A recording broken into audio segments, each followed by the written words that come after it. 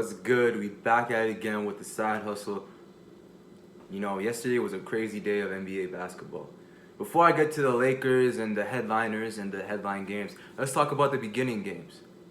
The Charlotte Hornets are 3-0. That is crazy. The Charlotte Hornets are 3-0. They haven't lost a game yet. They are 3 wins and 0 losses. Let me just double check to make sure. I think the Hornets are 3-0. They're looking like a very more like composed team this season. I think that I can see the Hornets making the playoffs this year.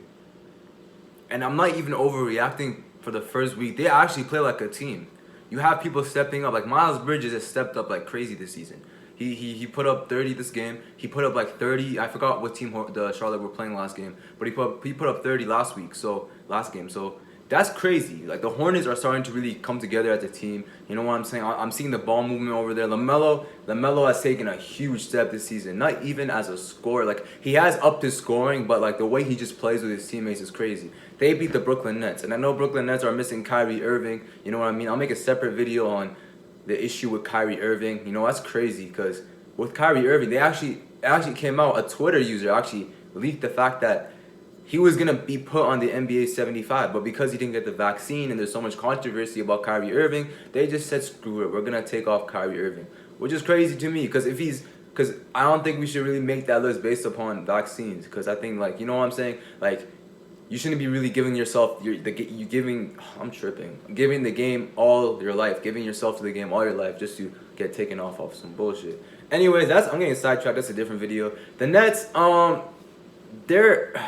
they're a weird case. I feel like they would be 10 times better if Harden understood that Kyrie is gone now. You need to be the scorer. You need to take the ball up and score 25 to 30 points a game. Because right now, it's you, Kevin Durant, and a bunch of role players. Really, at the beginning of the season, I was like, okay, listen, they're missing Kyrie Irving. It's cool. Harden and Kevin Durant is still taking you to the finals of the NBA.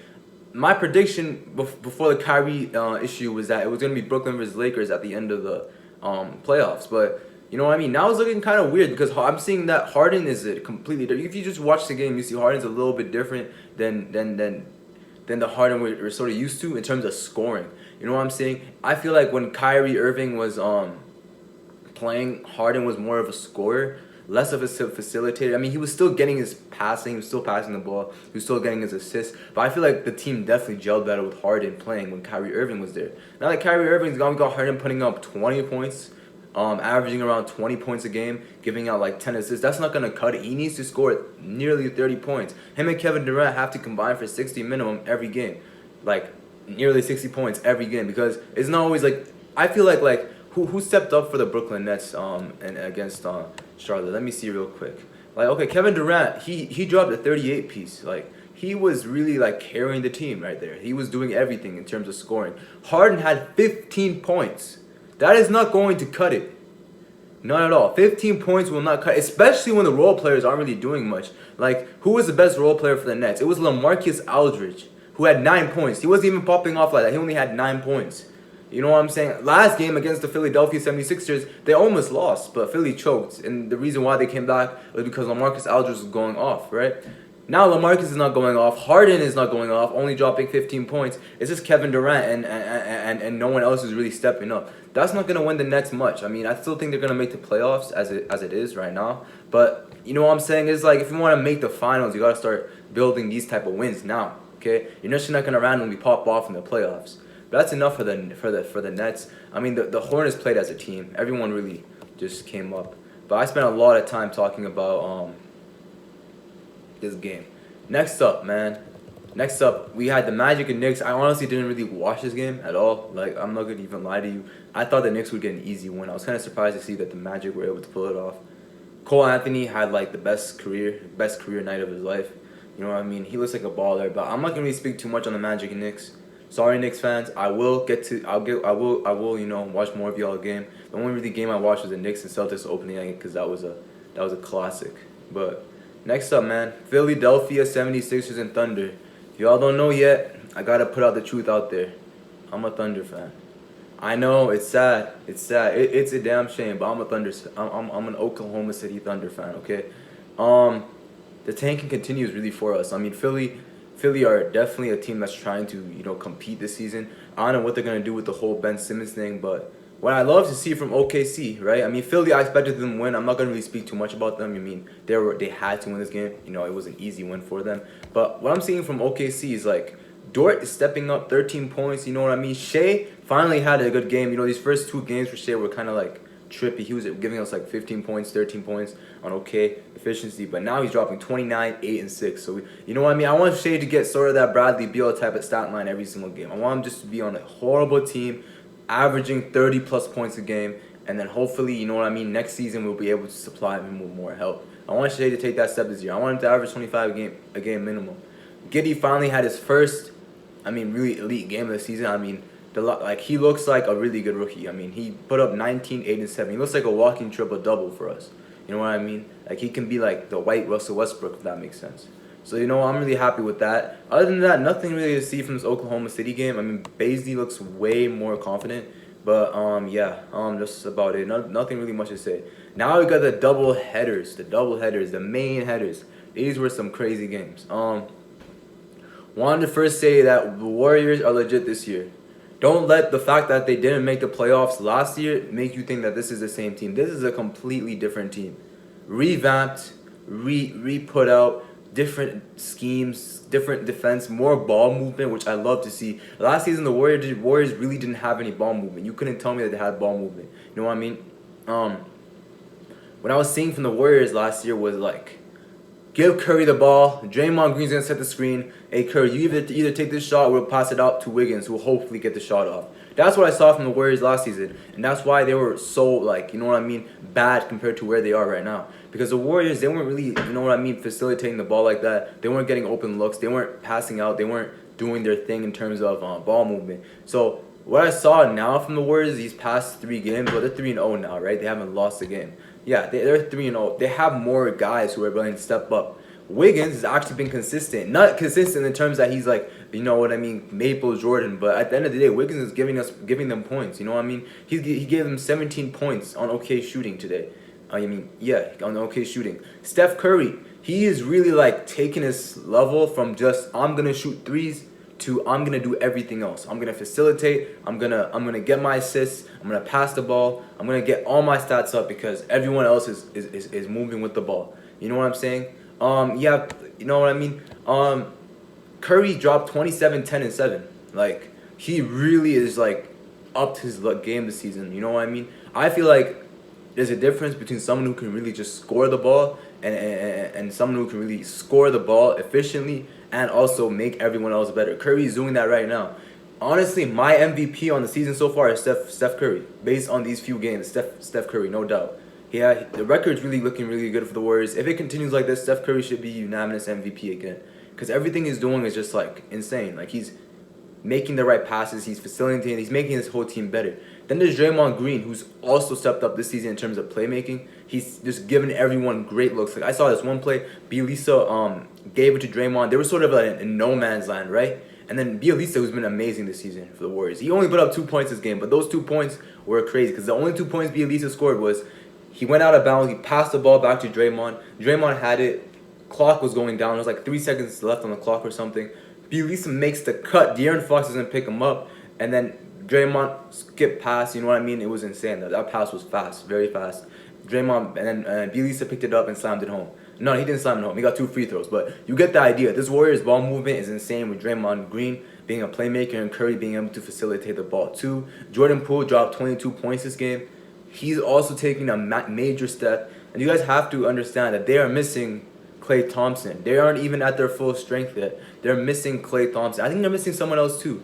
Am I tripping? I think they're missing someone else too. Maybe they're not. The Warriors missing someone else. I don't know who I feel like they're missing someone else, but let me know in the comment section if they are. Bro, when they get Klay Thompson, everyone's some people have been telling me that Klay might not be the same as he was before. You guys need to understand, these elite shooters, they don't need athleticism. If someone like a Russell Westbrook, Ja Morant, you know what I mean? If someone who really relies on Giannis, if these people get that type of Klay injury, yeah, okay, they're 9 times out of 10 their career is kind of screwed. But we're talking about someone who just needs to stand, who took 7, 6 dribbles in one game and drop 60 points just off threes. Like, you guys need to understand that Clay does not need athleticism. When he comes back, he doesn't need that spring in his legs. Maybe I do feel like his defense will decrease, but the fact that they got Draymond, Wiggins, they got Iguodala, they have a bunch of people who can play really good defense on this team. So Clay's defense going down won't affect the team as much. I think Clay will be able to give them a solid, really efficient 15 to 20 points per game. And I think that's really all the Warriors need. So I wouldn't really stress about them, but good win from the Warriors. The Kings have actually looked really good this season. They're 1-for-2 on the season now, but they Harrison Barnes, shout out to him. He's averaging nearly 30 a game. Davion stepped up this game. So shout out to the Kings. They low-key are looking better. The main header, we had the Grizzlies taking on the Lakers. Now this game was surprising. I mean, at first the Lakers looked really bad. In the first quarter, they looked absolutely horrible. They were disgusting to watch.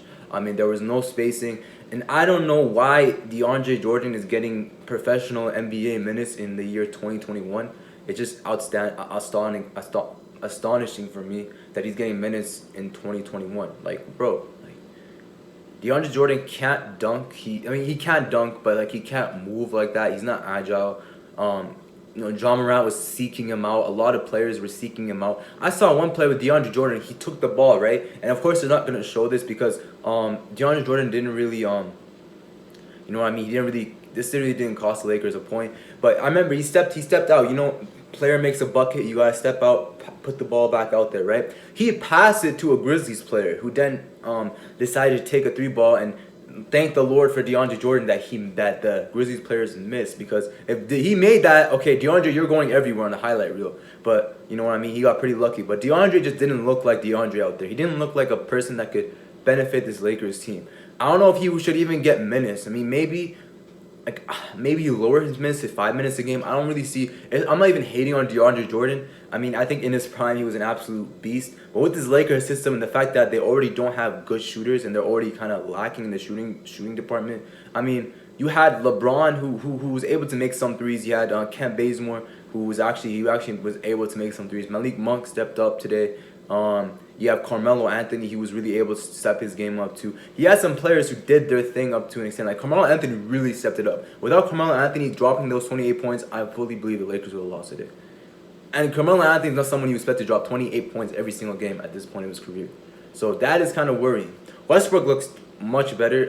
In the first half, he was more of a facilitator. I think the Lakers play better when Russ is looking to be pass first than scoring. And I do think they're better when LeBron is score first. So yeah, AD really didn't do too much this game, surprisingly. I mean, he dropped 22 points.